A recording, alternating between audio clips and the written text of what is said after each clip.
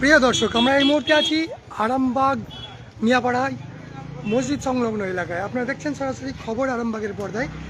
আজ আমরা বেরিয়েছি ঈদের বাজার কেমন, কি কেনাকাটার কি অবস্থা, স্থানীয় দোকানদার থেকে শুরু করে ক্রেতারা কি বলছেন, সেই সব বিষয়ে আমরা আলোচনা করব। তার সঙ্গে সঙ্গে এখন যেহেতু নামাজের সময়, নামাজ এইমাত্র শেষ হয়েছে, আসরের নামাজ। এই আসরের নামাজ পরেই আর কয়েক ঘন্টা পরেই আমাদের ঈদের নামাজ অনুষ্ঠিত হবে ঈদগাহ এবং আরামবাগ মিয়াপাড়া মসজিদ সংলগ্ন ইয়েতে। তো আমরা ইমাম সাহেবের কাছে জেনে নেবো একটু। ইমাম সাহেব, কি বলবেন এই আগামীকাল ঈদের বিষয়ে? আসসালামু আলাইকুম ওয়া রাহমাতুল্লাহি ওয়া বারাকাতুহু।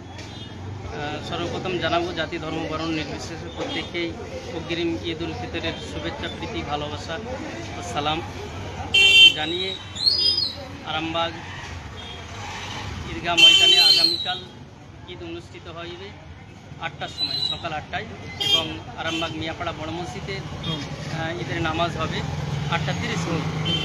তাই প্রত্যেকে জানাবো আপনারা সকাল সকাল ফজরের নামাজ জামাতের সাথে পড়ে গোসল করে উত্তম পোশাক পরিধান করে খুশবু মেখে এবং ঈদ উল ফিতরের যে সদকাতুল ফিতর সেটা আদায় করে প্রত্যেকের ঈদের ময়দানে উপস্থিত হবে। হওয়ার পরে প্রত্যেকেই একে অপরের মধ্যে সালাম বিনিময় করে সমস্ত কিছু বিবাহ কলহ এবং বিচ্ছেদ সব ভুলে গিয়ে প্রত্যেকে একে অপরের জন্য দোয়া করবেন যাতে শান্তি বজায় থাকে এবং সম্প্রীতি বজায় থাকে। আমরা একটু আপনার কাছে জানার চেষ্টা করব ঈদের নামাজের যে তারিকাটা আছে, সেটা আমরা যদিও কালকে লাইভ দেখাবো, তবুও আমাদের দর্শকদের উদ্দেশ্যে একটু যদি বিস্তারিতভাবে বলেন শুরুটা। ঈদ উল ফিতরের নামাজ 2 রাকাতের নামাজ, এটা ওয়াজিবের নামাজ, 6 তাকবীরের সাথে পড়তে হয় ইমামের সাথে। তো এর তরিকাটা খুবই সাধারণভাবে যদি বলি আপনাদের, ইমাম সাহেব যে আপনার নামাজ পড়াবেন তার সাথে মুসল্লি যারা থাকবে প্রথমত নিয়ত করতে হবে, ঈদের নামাজে নিয়ত করতে হবে। নিয়তটা নওয়াইতুন মুসল্লি আলিল্লাহি তাআলা রাকাতুস সালাত ঈদ উল ফিতর মা'আসিত তাকবীরাতি ওয়াজবিল্লাহি তাআলা মুতাওয়াজ্জিহান ইলা জিহাতি কাবাতি শরীফাতি আল্লাহু আকবার। ইমাম সাহেব এটা বলবেন, বলার পরে তাকবীরে তাহরিমা প্রথমে বাঁধবেন, বাঁধার পরে প্রথমে সানা পড়বেন। সানা পড়ার পরে যেটা সুবহানাকাল্লাহুম্মা বিহামদিকা ওয়া তাবারাকা ইসমুকা ওয়া তাআলা জাদ্দুকা ওয়া লা ইলাহা গায়রুক, এই সানাটা পড়বেন। পড়ার পরে 3টে তাকবীর দিবেন, মানে কাঁধে হাত দিয়ে হাত ছেড়ে দিতে হবে, আবার হাত আল্লাহু আকবার বলে হাত উপরে উঠে আবার হাত ছেড়ে দিতে হবে, তারপরে আবার হাত তুলে ছেড়ে দিতে হবে। 3বারের বেলায় বুকে হাত বেঁধে আপনার সূরা ফাতিহা শরীফ তার সাথে একটি সূরা মিলিয়ে রুকুতে যাবেন, ফের 2টো সিজদা, তারপরে উঠে এসে আবার সূরা ফাতিহা শরীফ তার সাথে আবার একটি সূরা মিলিয়ে দ্বিতীয়বারে যখন রুকুতে যাবে, রুকুতে যাওয়ার পূর্বে ফের আবার 3টে তাকবীর হবে। সেমভাবে হাত উপরে উঠবে, আবার নামবে, আবার হাত উপরে উঠবে, নামবে, এইরকম করে 3বার বলার পরে 4র্থবার আল্লাহু আকবার বলে রুকুতে যাবে। এইরকম করে রুকু সম্পূর্ণ করে 2টি সিজদার মাধ্যমে তাশাহুদ এবং আপনার দুরূদ ইব্রাহিম তার সাথে দোয়ায়ে মাসুরা পড়ে সালাম ফিরাবেন। এইভাবে সুন্দরভাবে নামাজটা পড়বেন। প্রত্যেকেই ফজরের নামাজটা বা জামাতের সাথে পড়বেন। প্রত্যেকের উদ্দেশ্যে এটা আমার বলার অনুরোধ যে ফজরের নামাজটা বা জামাতের সাথে প্রত্যেকেই পড়বেন, তারপরে ঈদের ময়দানে আসবেন। হ্যাঁ ইমাম সাহেব, আপনার কাছে একটু জানার চেষ্টা করব যে দেখা যায় ঈদের নামাজ ওয়াজিব নামাজ, আমরা ফরজ তর্ক করে ওয়াজিব এবং সুন্নতের পেছনে ছোটাছুটি করি।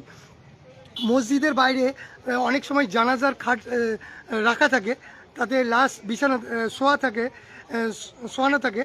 সেই জানাজার নামাজ পড়ার জন্য মানুষ মানে ছুটে ছুটে আসে, অথচ এসে মসজিদের বাইরে দাঁড়িয়ে থাকে, যেটা ফরজ নামাজ। আমাদের 5 ওয়াক্ত ফরজ আল্লাহ পাক কোরআনে বলেছেন 5 ওয়াক্ত ফরজ নামাজ আছে মুসলমানদের জন্য, সাবালকদের জন্য। সেই জায়গায় দাঁড়িয়ে ও কি বলবেন মুসলিম সম্প্রদায় ভাই বোনদের উদ্দেশ্যে কোনটা জরুরি? ঈদ উল ফিতরের সম্বন্ধে আমাদের সম্মানিত ইমাম সাহেব যথেষ্ট আলোচনা করেছেন, আর আপনার প্রশ্নটাও ঠিক জায়গায় আছে। তবে এখানে আমাদের নিজস্ব একটা দুর্বলতা আছে যে আমরা জনসাধারণ মুসলিম ভাই বোনেদেরকে সঠিকভাবে আমরা আলেমুলামার বুঝিয়ে বা সেইভাবে মেহনত করে উঠাতে পারিনি। হ্যাঁ, একদিকে ফরজ ওয়াজিবের আগে কিন্তু কোনো নফল বা ফারজে কিফায়ার নামাজ, জানাজার নামাজ মানে উত্তম নয়। তো সেই হিসাবে আমরা ওটা অবগত করাতে পারিনি। আর আপনি যেটা প্রশ্ন করছেন প্রশ্নটা উত্তরটা সহি, কিন্তু এইটা আমরা ভাবছি যে ওইটা তো হচ্ছে না একটা গাফলতি, আবার দ্বিতীয়টা কেন আমরা গাফলতি করবো? একটা মানুষ দুনিয়া থেকে যখন চলে যাচ্ছে শেষ বিদায়ের জন্য, তার জন্য যদি একটু প্রার্থনা করা হয় জামাতের সাথে, কিছু না জানলেও যদি ইমামের পিছনে একটা সাহিত্য বিহার না অবশ্যই আপনি যেটা বলছেন যে অবশ্যই একটা ছেড়ে গেছে আর একটা ছাড়বো কেন? আমার আল্লাহ বলছেন যে যদি ওই দিনেতে যদি তার দুশ্মন মানে প্রার্থনা করে, হ্যাঁ, সেই ব্যক্তির জন্য আল্লাহ বলছেন ওই দুশ্মনের দোয়াটা আমি আগে কবুল করব। সেই রকম একটা আশা নিয়ে এই বছরটা আমরা খুব ভালো করেছি, যেহেতু দুনিয়া থেকে মানুষ বিদায় নিয়ে চলে যাচ্ছে, তার জন্য তোমরা সবাই এসছো, সেই ডাকে সাড়া দিয়ে সবাই এসে জামায়াত হচ্ছে। এটা আপনার মানে প্রশ্ন, কিন্তু ওইভাবে আমরা সাড়া দিয়াতে পারিনি ফরজ বা ওয়াজিব নামাজগুলোকে। এগুলো আমাদের মেহনত করতে হবে সকলকে, মেহনত বলতে মানুষ এবং মানুষকে বুঝিয়ে আনতে হবে। হ্যাঁ, ফরজ আর ওয়াজিব এগুলো আগে, আর ফরজের কাফায়া যেটা চলছে এটা ঠিকই আছে।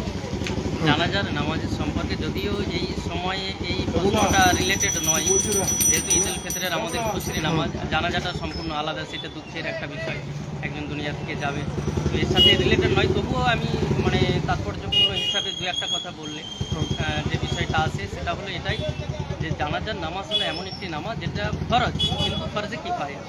যদি কোনো মহল্লার গুটি কতেক মানুষ মানে সর্বনিম্ন যদি 3 জন মানুষ যদি আদায় করে, সকলের কিন্তু আদায় হয়ে যাবে। আর যদি কেউ না আদায় করে তাহলে পুরো মহল্লাবাসী কিন্তু গুনাহগার হবে। আমাদের প্রত্যেকেই আমরা জানি যে আমাদের 5 ওয়াক্ত নামাজ পড়া ফরজ, কিন্তু আমরা নামাজ না পড়ে জানাজার ময়দানে উপস্থিত থাকি, অর্থাৎ ফরজটাকে ছেড়ে ফরজে কিফায়ের পিছনে দৌড়ায়। আমাদের প্রত্যেকের উচিত হবে আগে ফরজ নামাজটা পড়ে তারপরে কিফায়ের নামাজটা পড়া, তাহলে কি হবে আপনার দোয়াটা আল্লাহর কাছে কবুলিয়াত হবে। তাই প্রত্যেককে বলবো যারা জানাজায় আসবেন, জানাজায় আসার পূর্বে যেই ওয়াক্তের নামাজটা সময় করা হবে সেই ওয়াক্তের কমসে কম ফরজ নামাজটা পড়ে আপনি জানাজার ময়দানে আসুন, তাহলে আল্লাহ রাব্বুল আলামিনের কাছে দোয়াটা কবুলিয়াত হবে। যদি আপনার হাতে অবসর সময় আছে, আপনি মসজিদের বাইরে দাঁড়িয়ে আছেন, একটা ওলমায়ে দিনদের কাছে শুনেছি আমরা যদি কোনো মন্ত্রীর কাছে বাড়িতে যাই, তা মন্ত্রীরা সবাইকে ডাকে না, নেতা মন্ত্রীরা সবাইকে ডাকে না, খুব খাস মানুষদেরকেই ডাকে। তো সেরকম আল্লাহ পাক সবাইকে তৌফিক দেন না। তো যারা এই আল্লাহর ঘরে ঢুকতে পারেন তাদের নিজেদেরকে খুশকিসমতি বলে মনে করতে হয় যে সত্যি আল্লাহর 5 ওয়াক্তের নামাজটা আদায় করতে পারলো। কথাটা কি ঠিক? অবশ্যই একদম বেশক। 5 ওয়াক্ত নামাজটা আগে আদায় করে তারপরে আমরা প্রত্যেকেই মুমিন মুসলমান, কিন্তু আমরা হয়েও কিন্তু আমরা প্রত্যেকেই 5 ওয়াক্ত নামাজ পড়তে পারি না, এটা আমাদের দুর্বলতা, আমাদের ইমানের কমজোরি। আচ্ছা, একটা কথা, শেষ কথা, আপনাদেরও সময় আছে, রোজা আছেন আপনিও, আমিও রোজা আছি। একটা কথা জানতে যাবো যে ছোট্ট করে যদি আপনি মুসলিম সম্প্রদায়ের উদ্দেশ্যে আপনারা বলেন যে কি করণীয় নয়, কোন বিষয়ে? মানে ঈদের নামাজ ঈদের এই বিষয়, ব্যাপারটা। ঈদের বিষয়ে একটা বিষয় আমার বিশেষ করে আমার যুবক ভাইদেরকে যেটা আমি বলবো, আর করণীয় যেটা আমি বললাম, ঈদের প্রথমেই যেটা বললাম যে আমাদের এইভাবে যেতে হবে, সুন্নত আছে কিছু। ঈদের পূর্বে যাওয়ার আগে ঈদ উল ফিতরের যে সদকাটা, যেটা ফিতরা বলা হয়, সেটা আদায় করে কিছু মিষ্টি জাতীয় খাদ্য খেয়ে প্রত্যেকে ঈদগাহে গমন করবেন।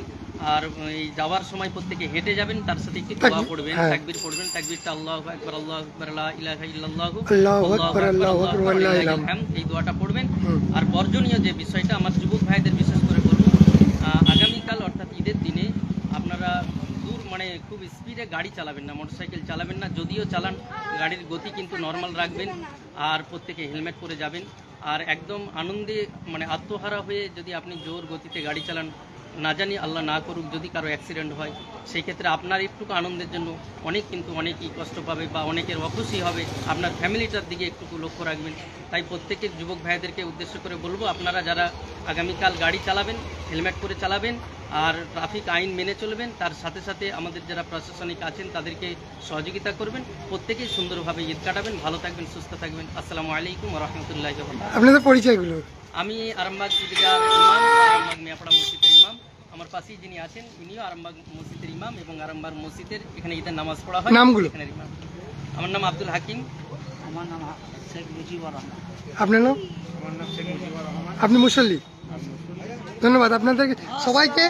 ওয়ালাইকুম আসসালাম। আপনাদের সবাইকে ঈদ মোবারক। আগে থেকেই আপনারা শুনতে পেলেন আমরা যার জন্য লাইভে এসেছিলাম, সেই কথাটা হচ্ছে যে বিশেষ করে ঈদের কি করণীয় নয়, কি বর্জন করতে হবে, কি গ্রহণ করতে হবে, সেই বিষয়টা আমাদের উদ্দেশ্য ছিল যে আমরা এই বিষয়টা অবশ্যই যাতে মুসলিম সম্প্রদায় তথা বিশ্ববাসীকে জানাতে পারি, সেটা শুনলেন। আমরা পরবর্তী আপডেটে আবার আসবো। আপনারা দেখতে থাকুন খবর আরামবাগ।